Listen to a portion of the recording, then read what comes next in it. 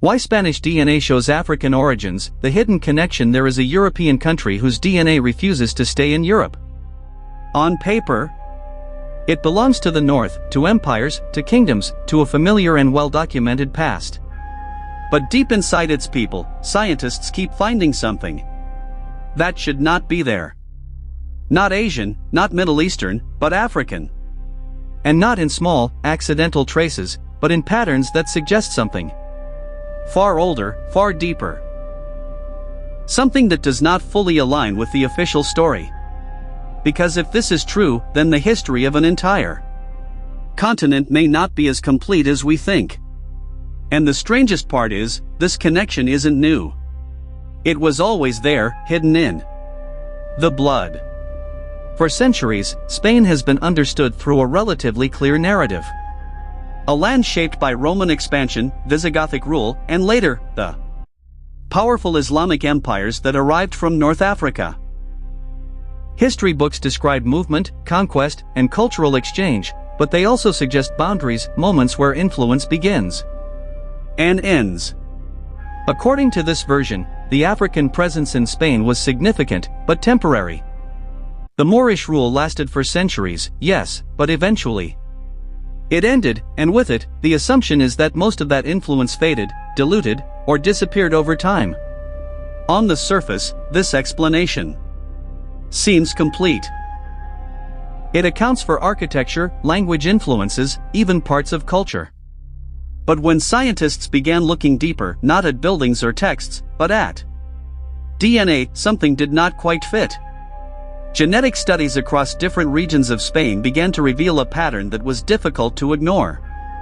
Certain populations, particularly in the southern parts of the country, showed clear genetic markers that are commonly found in North African populations. This alone might not seem surprising, given the historical connection across the Strait of Gibraltar. But the scale and distribution of these markers raised questions. They were not limited to isolated areas. They appeared in ways that suggested long-term integration, not short-term contact. And in some cases, the genetic signatures were older than the historical periods usually associated with African influence in Spain. At first, researchers approached this with a simple explanation. The Moorish presence, which began in the early 8th century, brought large numbers of people from North Africa into the Iberian Peninsula. Over hundreds of years, intermarriage and cultural blending would naturally leave a genetic imprint. This was the surface-level answer, and for a time, it seemed sufficient. But as more detailed genetic mapping techniques were developed, scientists were able to look not just at the presence of African DNA, but at its age, its structure, and its distribution across generations. And this is where the story began to shift. Some of the genetic markers did not align neatly with the timeline of the Moorish period. They appeared to be older, suggesting that the connection between Spain and Africa might go back further than previously thought. This raised a deeper question: if these genetic links existed before the well-documented historical events, then what caused them? Was there earlier contact between the two regions that history has not fully recorded? Or is the movement of people across this boundary more continuous than we assume? Archaeology adds another layer to this puzzle. Artifacts found in southern Spain and parts of North Africa show similarities that predate the Islamic era. Trade routes, though often invisible in written history, may have been active for thousands of years. The Mediterranean is not just a barrier. It is also a bridge. And the Strait of Gibraltar, while narrow, has always been seen as a dividing line between two continents. But what if, instead of a boundary, it functioned as a corridor? A place where people moved back and forth long before empires and nations defined the landscape? Genetics, unlike traditional history, does not rely on written records. It carries information across generations in a way that cannot easily be altered or erased. When scientists examine DNA, they are not just looking at identity, they are looking at movement, at patterns of connection that stretch back thousands of years. And in Spain, those patterns suggest that the story is more complex than a single wave of migration. There are several theories that attempt to explain this. The first remains rooted in the Moorish period. According to this view, the genetic influence from North Africa is primarily the result of the long Islamic rule in Spain. Over centuries, populations mixed, and even after the Reconquista, when many Muslims and Jews were expelled or forced to convert, their genetic legacy remained embedded in the population. This theory is supported by historical records and aligns with known events. But it struggles to explain why some genetic markers appear older than this period. A second theory looks further back, to prehistoric times. It suggests that there were ancient migrations between North Africa and the Iberian Peninsula long before recorded history.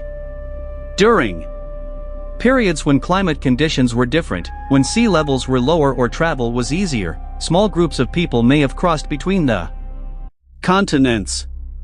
These movements would not leave written records, but they would leave genetic traces. Over thousands of years, those traces could become integrated into the population, appearing today as part of the genetic landscape. A third theory focuses on continuous interaction rather than isolated events. Instead of a single migration or a specific historical period, this idea proposes that movement between Spain and North Africa has been ongoing for millennia. Trade, exploration, and small-scale migration could have created a steady flow of genetic exchange. In this model, the African presence in Spanish DNA is not the result of one moment in history, but the accumulation of many moments, layered over time. Each of these theories offers part of an answer, but none fully resolves the mystery. And this is where modern research begins to provide new insights. Advances in genetic sequencing have allowed scientists to analyze DNA with unprecedented precision. By examining specific markers and comparing them across populations, researchers can estimate when certain genetic exchanges occurred. And some of these findings suggest that the connection between Spain and Africa is both older and more complex than previously believed. One study, conducted by a team of European geneticists, analyzed thousands of DNA samples from across the Iberian Peninsula. They found that North African genetic influence varied by region, but was present throughout the country to some degree. More importantly, they identified patterns that indicated multiple waves of genetic exchange, not just one. Some markers aligned with the Moorish period, but others appeared to date back much further. This creates a kind of contradiction. On one hand, history provides a clear narrative of when and how African influence entered Spain. On the other hand, genetics suggests that this influence is not confined to that narrative. It extends beyond it, both in time and in complexity. And this raises a deeper question: how much of what we consider known history is actually incomplete? To understand this, it helps to consider how history is recorded. Written records depend on who is writing, what they choose to document, and what survives over time. Entire populations, especially those without written languages or centralized systems, can move, interact, and leave little to no trace in traditional historical sources. But their presence is not entirely lost. It is preserved in other ways, through artifacts, through cultural patterns, and most enduringly, through DNA. Imagine standing on the southern coast of Spain, looking out across the narrow stretch of water toward Africa. Today, it is easy to see this as a boundary, a separation between two distinct regions. But for much of human history, that separation may not have been as absolute as we think. Small boats, simple navigation, and the natural human tendency to explore could have made this crossing more common than we assume. Over generations, even small numbers of people moving back and forth could leave a lasting genetic impact. There is also the question of identity. When we say Spanish or African, we are using modern labels to describe populations that have been in constant flux for thousands of years. The boundaries we recognize today did not exist in the same way in the past. People moved, mixed, and adapted to new environments long before the concept of nation-states. In this context, the idea that Spanish DNA contains African elements is not necessarily surprising. What is surprising is how deeply those elements are embedded, and how they challenge our assumptions about separation and difference. At a personal level, this raises an interesting thought. If you were to trace your own genetic history, what would you find? Would it align neatly with the identity you have been given, or would it reveal connections that cross borders and defy expectations? For many people, DNA testing has already begun to answer this question, often with unexpected results. What seems like a fixed identity can turn out to be a complex mixture of influences from different regions and times. In the case of Spain, this complexity is not just an individual experience. It is a collective one. The population as a whole carries a history that is richer and more interconnected than a single narrative can capture. And this brings us to a deeper realization. The presence of African DNA in Spain is not an anomaly that needs to be explained away. It is evidence of connection, of movement, interaction, and shared history. But the story does not end there. Because the more we learn, the more questions emerge. If the genetic connection between Spain and Africa is older and more widespread than we thought, what does that say about other regions? How many other boundaries in human history are less defined than they appear? And how much of our understanding is shaped by the limitations of the records we have, rather than the full reality of the past? There is a tendency to look for clear answers, to want history to fit into a coherent, linear story. But the evidence does not always support that. Sometimes, it reveals something messier, more complex, and ultimately more interesting. In this case, the hidden connection between Spanish DNA and Africa is not just a detail, it is a reminder that human history is deeply interconnected. And perhaps that is the most important insight.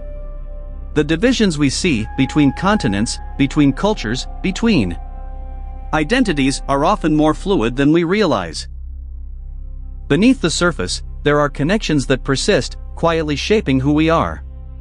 They do not always match the stories we tell, but they are there, waiting to be discovered. So the next time we look at a map, or think about where people come from, it might be worth remembering that the lines we draw are not as fixed as they seem. Because sometimes, the most important connections are the ones we cannot see until we look deeper. But what happens when we look even deeper? Beyond genetics, beyond recorded history, into the mechanisms that actually shape human movement over thousands of years? Because the connection between Spain and Africa may not just be about migration. It may be about something far more subtle, something that has been influencing human populations without us even realizing it. For a long time, scientists assumed that geography was the strongest barrier separating human populations. Mountains, deserts, oceans, these were seen as limits. Natural borders that defined who stayed where and who could move. And by that logic, the narrow stretch of water between Spain and North Africa should have acted as a clear dividing line. But when researchers began studying ancient climate patterns, something unexpected appeared. There were periods in history when this region looked very different. Sea levels shifted, weather patterns changed, and what we now see as a barrier may once have been far easier to cross. Not effortlessly, but enough for small, repeated movements over generations. And this is where the deeper mechanism begins to reveal itself. Human migration is rarely a single, dramatic event. It is often slow, almost invisible, families moving, traders crossing, communities expanding step by step. Over hundreds or thousands of years, these small movements create a network of connections. Not a straight line from one place to another, but a web. And in a web, there is no clear beginning or end. There is only flow. Some scientists now believe that the genetic link between Spain and Africa is the result of this kind of continuous flow. Not one invasion, not one migration, but countless small interactions layered over time. Each one too minor to dominate history books, but together, powerful enough to shape the DNA of entire populations. This would explain why the genetic signals do not point to a single moment. They are scattered across time, overlapping, blending into something that feels both ancient and persistent. There is also another factor: selection. Not all genetic traits spread equally. Some disappear over time, while others remain, not by chance, but because they offer some kind of advantage. Environmental adaptation, resistance to disease, even subtle biological benefits can determine which genetic markers survive. So the African elements found in Spanish DNA may not just be remnants of contact. They may have been preserved because, in some way, they mattered. They worked. And over generations, they stayed. Imagine this for a moment. Imagine that history, as we learn it, is only the visible layer, the large events, the empires, the wars. But underneath that layer, there is another story unfolding quietly. A story of movement, adaptation, and survival. A story written not in books, but in the human body itself. And every so often, science gives us a way to read that story. When you look at it this way, the mystery changes. It is no longer just about why Spanish DNA shows African origins. It becomes a question of how many other hidden connections exist, waiting to be uncovered. How many assumptions about identity are based on incomplete information? And how often the truth is not a single narrative, but a combination of many. Because in the